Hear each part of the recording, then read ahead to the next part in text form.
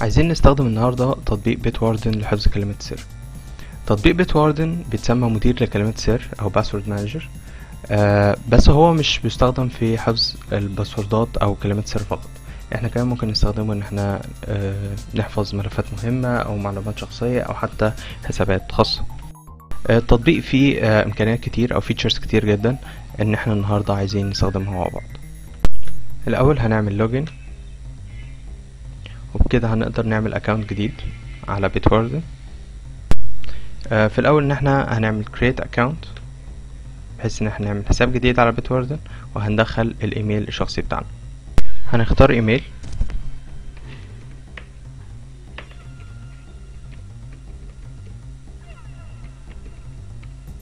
وهنكتب اسمنا،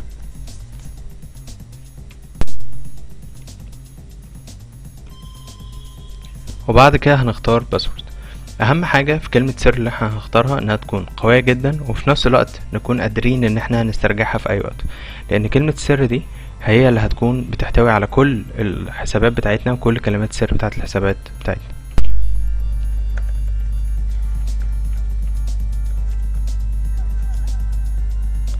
بعد ما نختار كلمة سر هنكتبها هنا تاني،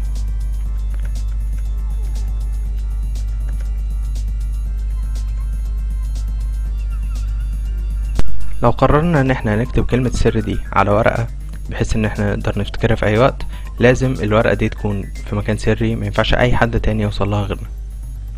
وطبعا هنا ممكن نحط هنت يفكرنا بالباسورد الرئيسي بحيث ان احنا لو نسيناه في اي وقت، بس المهم برضو ان الهنت ده ما يكونش حد تاني قادر ان هو يعرفه، او يكون بيمتلك حاجة شخصية موجودة في الباسورد. بعد كده هننزل تحت وهنختار ان احنا نوافق على terms of service ونعمل الاكونت. هنأكد بعد كده على الايميل ادرس بتاعنا، وهنأكد على الباسورد مرة تانية.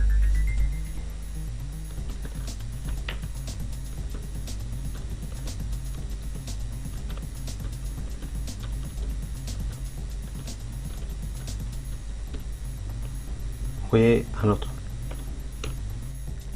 بعد ما بنسجل دخول بنلاقي صفحة زي كده بالظبط، وبنلاقي هنا verify email، نقدر منها ان احنا نوثق الايميل بتاعنا.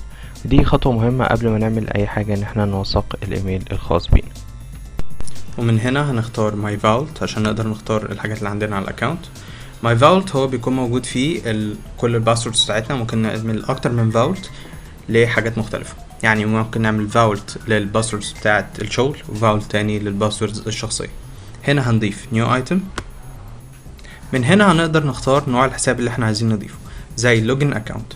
login account بيكون موجود فيه مثلا الاكونتس او الحسابات بتاعتنا الشخصية زي بتاعت فيسبوك او تويتر او غيرها.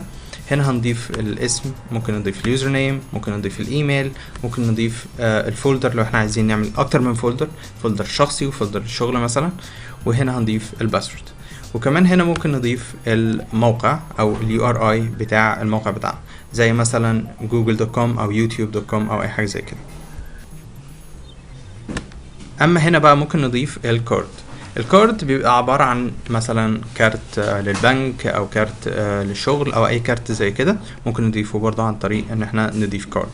وكمان ممكن نضيف identity ممكن نضيف بيها الرقم مثلا بتاع الرقم القومي بتاعنا او رقم باسبور او اي حاجة زي كده، سواء لينا او لاشخاص مهمين بالنسبة لنا. ممكن نضيف الهويات بتاعتهم على بيتواردن عشان نسجلها عندنا، وممكن نضيف كمان ارقام تليفوناتهم. اما اخر حاجة عندنا بقى هي السكيور نوت ممكن نضيف فيها نوت او اي حاجة عايزين نفتكرها، ممكن نكتبها هنا وهتبقى مشفرة تماما جوه الفاولت بتاعتنا.